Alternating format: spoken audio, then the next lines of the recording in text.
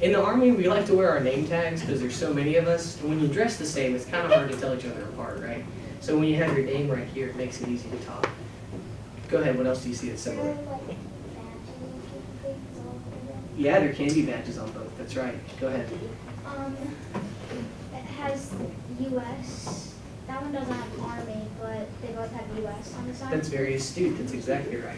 We want to make sure that people know who we are. We're part of the United States Army. So we put that here, we put that here. What else? They both have buttons. They do, well, here's a little sneaky thing that I like about this. Oh, Isn't that funny? It's Velcro and then a zipper. The other funny thing is we have like a pin holder right here. Isn't that interesting? If you guys have holders like that, I really recommend it. It's very handy. What else do you guys see that's the same on both of them? Go ahead. They both have a neck collar. They do both have collars. I like that, yeah. Anything else that maybe somebody missed? Go ahead. Both look the same shape inside. Yeah, that's exactly right. They are the same size. Go ahead. They both have like badges. That's right. They both can have some kind of badges on them, absolutely. So the way this works, you guys already caught it. My name goes over here. My rank goes right here. Does anybody know what this is, what this means? Oh yeah. Go ahead. There's right. You're right. That's exactly right. You know what the rank is, anybody? You can guess if you want. Rank 2. 1. That's, Rank 2. that's not a bad guess. Go ahead. Breakout. So that's my name. Could you? 5. Close. This is actually captain. Oh. So there are different ranks. There are enlisted ranks, warrant officer ranks, and officer ranks. This is the 3rd officer rank. So when you said 2, that was pretty close. It's an 03, a captain. You wear a patch over here to tell everybody what unit you're in. I'm in that aviation battalion. And if you've deployed overseas, you wear a patch with the unit that you were with here. And you always wear your American flag. Who can tell me something weird about this flag, though? Somebody that had a call. Go ahead. It's backwards. Yeah, why? Why do you think that is? Has to fit. Huh? Has to fit. Good guess. What do you think? So when people look at it, when you're not putting it on, well, when you put it on, it looks like it's the right way. It's a good guess. What do you think? Because so when you flip it around, it's just gonna be upside down. It's kind of a tricky question, isn't it? Yeah. Now, let me set the scene for you guys, okay? I'm wearing my cool helmet. I'm wearing this shirt. I'm running up a hill with a bunch of my buddies, and I've got an American flag in my hand, and I'm running. Well, when the wind blows, which way is it going to face? That's right, it's going to look backwards. So we call it the assaulting position. Basically, it means we're always working hard and going to where we need to go to do the right thing. Good guesses, that's kind of a tricky question. This uniform's a little bit different. One other thing that's on both of them, this captain rank, we wear it here on our shoulders. Our name goes in the same place. The deployment identifier goes right here. And then this shows what I do in the Army. This is my branch. This is called the German Armed Forces Proficiency Badge. Basically, I worked with some people from Germany, took their PT test, and they gave me an award for it. And then these are all my other awards. When you wear them on this uniform, they look like this. You can also wear them on another uniform where they're actually medals. And then on one more, and then they also give you a paper copy as well. Our union is the local 369, and the school is the JATC portion of it up in Louisville. So every 2 weeks I go up there and I have to take a class all day long. The good thing is, though, as part of the union and being an electrician apprentice, they pay me to go to school, which is pretty nice. So we'll start with, what does an electrician do? It's all the basic stuff you see right here. You know, the lights, the screen, the outlets. It's all stuff we do. We run wire to it, we land it, we power it up. But it can be a little bit more complicated than that too, especially when you get inside a factory, you know, a big place like that's going down in Glendale, that big battery plant. It gets a little bit more complicated. So and that's what I do a lot of. I don't do a lot of schools or houses, I do a lot of factories.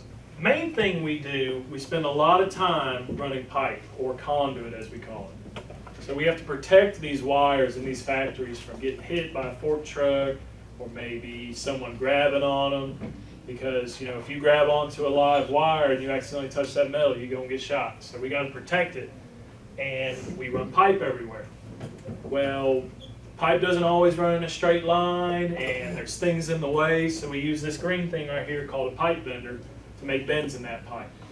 It takes a lot of math to know, and not too much, but it is a little bit of math to know what you need to get out. Because if you need to make a turn, that's what we call a 90-degree bend. If you need to go around something, that's what we call an offset. So we use something like this to put bends in our pipe. It's something we do a lot of. That is the first 2 years in school, that's what you do a lot of. You actually, when you go to school to be what I'm doing, you actually hands-on are going to be doing that kind of stuff. So that'll be, 2 hours a day you'll be bending pipe, getting good at it. Another big thing that we do is everything runs off electricity in these factories, everything. So we have to wire up all these motors that are everywhere. I don't know if you've seen on TV, conveyor belts running, they're pushing boxes along, people are pulling them off, all that stuff. Every piece of that conveyor is run by something that looks like this, it's run by a motor. And so every time one goes in, they call an electrician to come wire it up. So we got to run pipe all the way to the motor, land it. I keep forgetting it's touchscreen. We got to land it, and then that way they can control their conveyor belts or whatever it is they're running. Sometimes it's a pump. They got to pump water across the plant, whatever it may be. This is something you'd find in a big industrial place.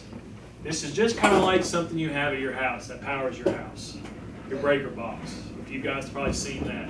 Maybe your parents gone in there to turn a breaker back on after a trip. So this is just a bigger version of that. Just has a little bit more power, a little bit more efficiency, and because that's what these factories are looking for. These factories take up a ton of electricity. So that is a lot of what we do right there. A little bit more complicated stuff. It ain't too bad. A few places that I have worked in E-Town that you may know, some of the other kids knew of Dow Chemical. They had a dad that worked there. But Dow Chemical is a big one I've worked at on the other side of town. It is a great place to work, but it can be a little dangerous being a chemical plant. A lot of gases can be in the air, some dust. So as an electrician, we've got to be extra careful there when we're installing something, because with electricity there comes heat, and if you don't install something right, you might get an arc, what we call an arc flash, that little blue light you may see when you plug something in. A little flash of light, that's called an arc. That electricity is so powerful it'll create a 1,000-degree little flash that might ignite some of these chemicals. So we got to keep that contained into a minimum at a place like that. AGC, the American Glass Company, I believe that's what it stands for, just right down the road. That is where I worked at this morning. That's where I've been at for the past couple months. They make glass, the windshields, the windows for cars. So these cars you see down the road, it may have came from there, just right down the road. A lot of furnaces, they've got to cook that glass to get it nice and strong, so it takes a lot of power. That's where we come in. We run the wire, and we power it up. LG&E is another one, Magna Seating, they make seats for cars. All these places, they require electricity. So if you require electricity, you're going to require an electrician, because that's our specialty. So it's a very good job.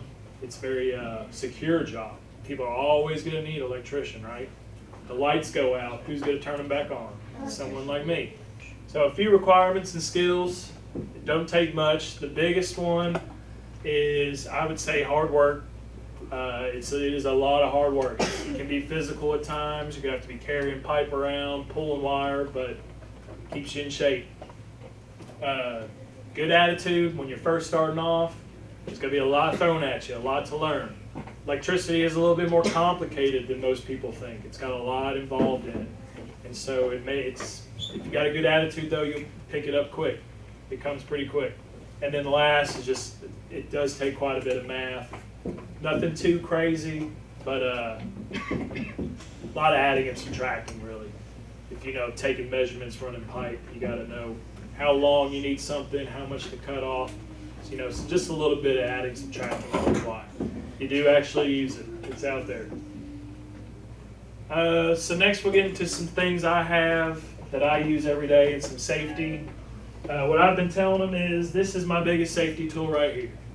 This is my most expensive tool, but it's worth every penny because this thing might save my life one day. As electricians, we try not to work on anything while it's energized, while it's got electricity, because the risk of shock is always there. No one wants to get shocked.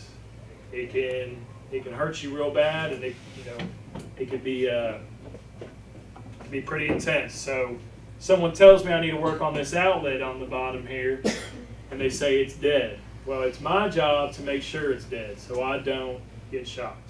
And that's where this thing comes in handy. I turn it on, I put the two ends into the outlet, and I look at my screen to see if I got any voltage. If I do, someone lied to me, and I'm glad I didn't go in there without checking because I'd have gotten shocked. So that is what this thing does. That's the main, big use for it. It's got a few other uses, troubleshooting problems, like maybe your outlet ain't working. This thing might help figure that out. But this is what I carry around with me every day, just in case. Might save my life one day. It's like if the outlet stove does have voltage in it, what would it say on the screen? So that is probably run by 120 volts, which is a common voltage in a school. Most everything in here is probably run off 120 volts, but that's probably, it would read somewhere between 115 and probably 125, because nothing's ever exactly right in electricity. It's either a little bit above or a little bit below. But it would probably read somewhere around 120. Let's see, what we wear to work. I came from work this morning. This is my uniform right here. I wear jeans to protect my legs. I wear boots. Boots is a requirement. You got to protect your feet. And you usually wear steel-toed boots to protect your toes. Construction job, everyone's going to have a hard hat on. Doesn't matter if you're an electrician, pipe fitter, whatever. Hard hat, protect that head. Things fall out of the ceiling all the time. Sometimes you're up in a lift, which I'll show you here in a second, and you may drop something. You don't want to get hit in the head with a screwdriver. It hurts. Only by the ground. Yeah. We wear gloves usually, especially when we're cutting, running, working with metal. That way we don't get our hands cut up. And then you're always going to have to wear safety glasses. They're nice and easy. They don't affect you too much. They get a little bit sweaty sometimes, but they protect your eyes from any metal getting in there. You don't want that either. You want to go home the same way you came to work. That's what they always tell us. This guy right here, I couldn't bring in because it's a big old thing. This is what we call an arc flash suit. This is a big safety item for us when we're getting into some big wire. So a lot of these factories are going to have a lot more voltage than this 120. They might have thousands of volts coming into it, which is a ton.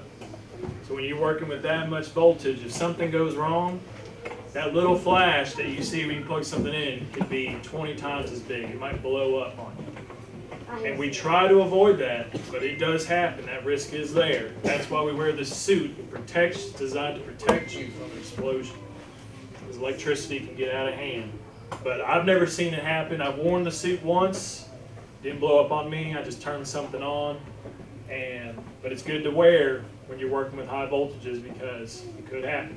And you'd rather have it on and not need it than not have it on and something blow up, because then you're going to be in a lot of pain.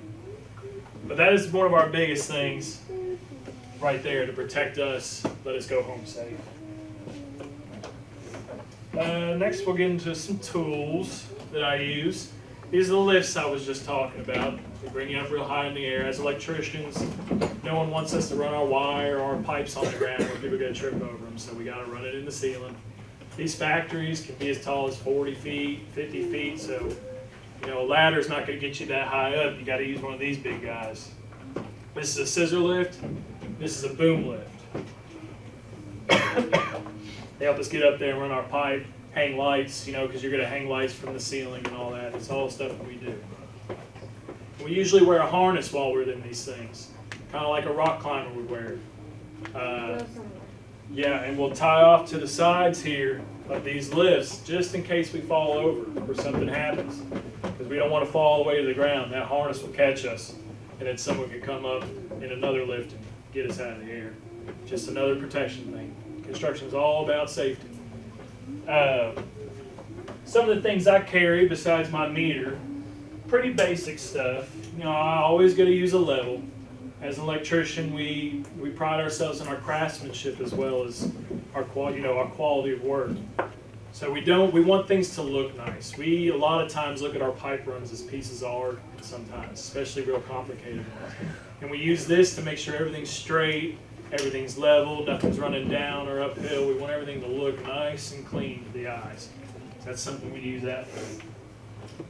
Also, when we're running pipe, the pipe's got to be screwed into each other. It doesn't just hang or snap together, it screws into each other. That way no one can pull it apart, it doesn't fall apart. And we'll use these channel locks to help tighten them down.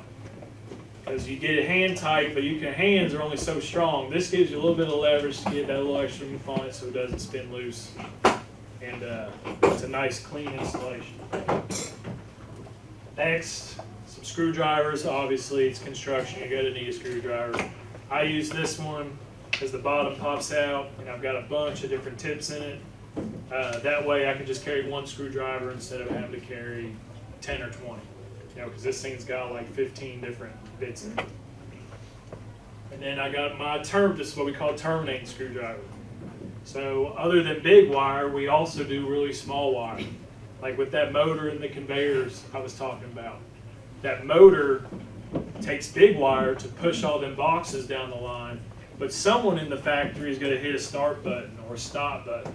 And that is all run on electricity. When you hit a start button, it sends an electrical signal to tell something to turn that motor on. That motor will start running.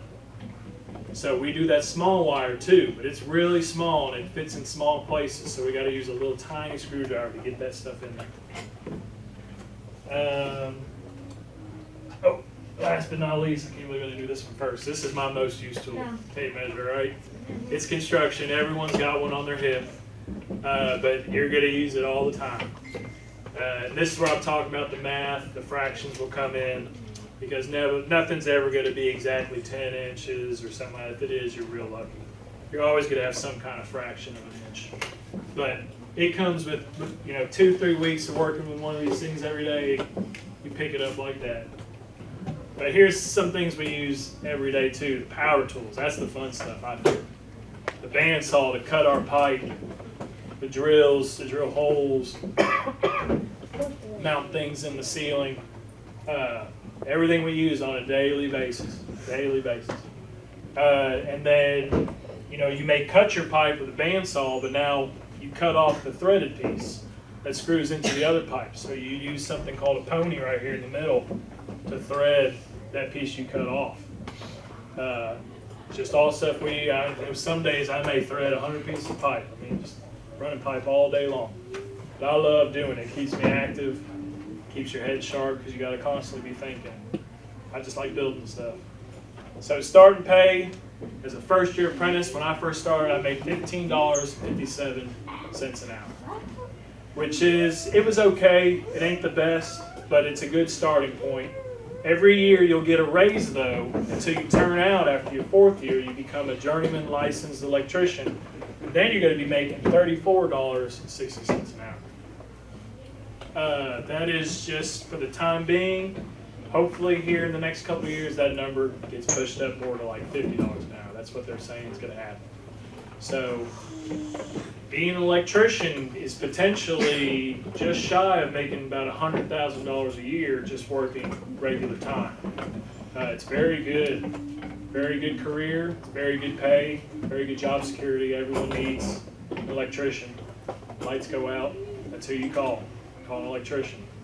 I also have to have a food handler certificate, which is nationally recognized as a serve safe. I have it, it's valid in all 50 states.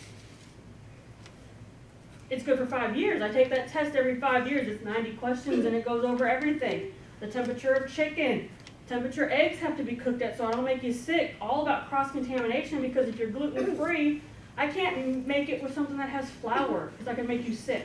You can't have peanuts. I can't bake something I can't make my Reese's cupcakes at the same time I make your cupcakes. So I have to know all those laws and all those regulations. So by filing with the state, I tell them, hey, yes, I understand everything I need to do, and I promise I will not intentionally make anybody sick. Then I can only sell my items to consumers. Who knows what that means? Customers? Yeah, what's a consumer? Yes, ma'am. So we not buy something? Directly from me. I can't take my stuff to Walmart and say, hey, can you sell these for me? I can't take them to the local diner and say, can I put these on your shelf and you sell them for me? I can't sell them to them for them to turn around and resell them. I could sell your teacher some cupcakes if she would like them, but I can't sell them to anybody for resale. I can go to vendor events, I can go to farmers markets, I can sell on social media, which is what I usually do. I have to be creative. I can't be afraid to try new flavors. Almost every single cupcake I make, I've either seen somebody else make it or I just come up with the flavor myself. I might follow their recipe the first time and then I might change it, right? That's all about baking. It's just about trial and error, right? I've got hand-eye coordination. You know how tedious it is to pipe little rosettes on 144 mini cupcakes? Yeah. By the end, they didn't all look the same. The equipment I use at home is anything you can buy at Walmart, Amazon, any marketplace is where I get all my stuff. Right? I don't have any commercial equipment in my house. Right? That's the whole point of being a cottage baker. Now, I do get all of my boxing material directly from a seller. The distribution center that makes those boxes, I buy directly from them to save me money so I don't have to charge as much for my cupcakes. So, how much money can I make being a baker? If I open my own bakery, I can make up to $500,000 a year, right? I could. I don't have a standalone bakery. I am solely responsible for what I do and don't make. I can turn orders away. I can say, no, I'm sorry, I don't want to make that. Or I can take a lot of orders. This week I have taken extra orders because it's graduation week. So I have orders every day. And I usually don't take orders during the week because I have a full-time job. But I'm not going to turn away graduation orders. So I have to prioritize my time to make that good. So I'm in control of my profits. So it's what I sell my items for versus what I paid for them. So I broke down a recipe for you. Who likes math? Everybody should love math. Math is very important. So in order for me to make money, I have to know how much all my ingredients cost. Right? So this is a basic cake recipe. This is what you can do at home. It's a 1, 2, 3, 4 cake. You know why it's called that? Because every ingredient either has 1, 2, 3, or 4 in it. All right, I need 4 eggs or I need 1 cup of milk. But I have to know how much of that ingredients I buy. I'm not just going to go to the store and buy a cup of butter. Right? They don't sell butter in just a cup. So if I'm buying mine at 16 ounces, but I only need a cup of it, I have to be able to do the math of the $4.29 that I spent to get it, and I only need to use 1 cup of it. So I have to know that I'm paying $2.14 just to start that batter recipe, right? I have a bachelor's in business. I run a business, so it works for me, right? Baking is an art and it's a science. I own a cottage bakery, which means I have to do all this. No one else works for me. My husband doesn't work for me, my children don't work for me. It is solely me. So I have to be able to bake my goods, manage my social medias, be a secretary and take all the orders, be an accountant because I have to pay taxes, right? You gotta pay taxes on everything you do. Then I have to deal with customer relations. I have to either deliver or arrange pickups, right? I also have to keep track of my inventory. I can't go make a cake and not have a cake board. What am I gonna put my cake on?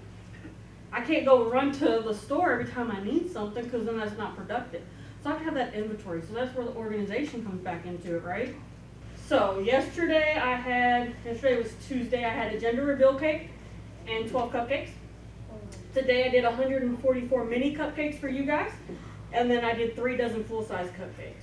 Then tomorrow I have 2 dozen gluten-free, which means I gotta sanitize my whole kitchen, and I can't use anything that has flour in it. Then Friday I have 4 dozen cupcakes. No orders on Saturday, but I'll spend all day baking Saturday because I have 3 orders on Sunday. So I gotta keep up with all of that. Yes? Do you know when your own bakery? Maybe one day I'll have a standalone bakery, but right now it's just a hobby. Every time I get a big order, I give back. So the other day, one of the E-Town independent schools ordered some cupcakes for me. I delivered cupcakes to Cecilia Valley Elementary because I had a big order, so I gave a big order. That's what I do right now. This isn't my full-time job, but it's a passion and something that I can learn and I can teach my kids. So usually I take all my orders on the weekends. I usually only bake Saturday and Sunday. But here lately, because of graduation week, I've been taking them during the week. Normally, my only weekday orders are for schools and hospitals, businesses. If it's an individual order, I usually tell them that I can only make it on the weekend, because that's usually when I do it, because I do have a full-time job that I work Monday through Friday. Yes, ma'am. How much money? It depends. Last year I wasn't very serious about it, and I made $2,000 in profit. What? That was just last year. I didn't do it very often. So far this year, I've already cleared $2,000 in profit, and we're only in May. So it really just depends.